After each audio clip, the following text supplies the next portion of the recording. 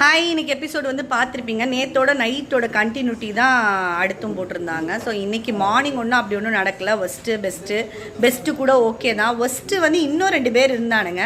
ஒஸ்ட்டை பார்வதியையும் அதே மாதிரி பார்த்தீங்கன்னா கமருதீன் ரொம்ப ஜாலியாக போயிடுச்சு.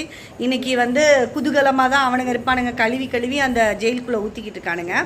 நான் சுபிக்ஷாவை வந்து மீனவ சமுதாயம்னு நிறைய பேர், அந்த சமுதாயத்துக்கு எதுக்குக்கா சொன்னீங்க அப்படின்னு நிறைய பேர் கேட்டாங்க. நான் வந்து சமுதாயத்தை அதை பற்றிலாம் நான் அவங்கள தப்பாலாம் சொல்ல வரல. இப்படி ஒரு சமுதாயத்திலேருந்து வந்து இந்த பொண்ணு இப்படி பண்ணிருச்சேங்கிற ஒரு விஷயத்தை தான் நான் சொன்னேன் தவிர அவங்கள யாரையுமே நான் குத்தம் சொல்லலை. இவ வந்து ஏதோ ஒன்று பண்ணுவா அப்படின்னு நினச்சோம். ஆனால் முதுகில் குத்துறது எப்போவுமே கேம் கிடையாதுங்க. அது நியாயமாக விளையாடுங்கிறது தான் ட்ரிக்கே.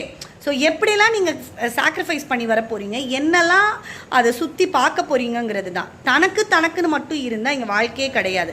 அதுதான் இந்த கேமே. அதை பாதி பேருக்கு புரியலாங்கிறது சத்தியமாக தெரியல. ஆனால் நேற்று பண்ண விஷயம் வந்து ரொம்ப ஒஸ்ட்டு தான். ஆனால் அதுக்கு மெயின் தூபம் போட்டது வந்து வியானா. ஆனால் அந்த பிள்ளை நல்ல பிள்ளையான மாதிரி ஓரமாக ஒதுங்கி போச்சு. இதுதான் முக்கியமான ஒரு டேர்னிங் பாயிண்ட்டே. ஸோ இன்றைக்கி எபிசோட் ஓவரால் ஓகே தான். ஸோ நீங்கள் என்ன சொல்கிறீங்கிறத கமெண்ட்டில் சொல்லுங்கள். Bye.